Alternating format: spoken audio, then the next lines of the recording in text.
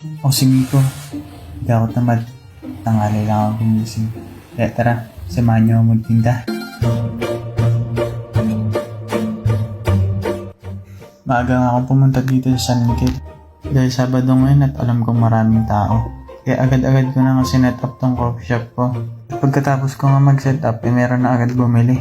At ang unang order ng customer natin ay caramel latte. Ito nga yung best seller ko. Halos sa lahat ng paninda ko, ito lagi ang binibili. Bukod sa mura pa, balanse talaga yung lasa nito. Kaya ako gustong gusto ko din tong flavor na to.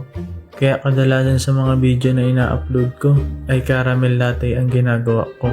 Ako rin nga pala ang gumagawa ng mga sauce ko. Dahil gusto kong maging kakaiba yung lasa nito. Hindi kagaya pagka gumamit ako ng mga branded na sauce. Dito nga sa pangalawang customer natin, in-order nila ay peanut butter coffee. Yung iba nakaka-curious sa lasa nito. Mukhang weird nga ang combination.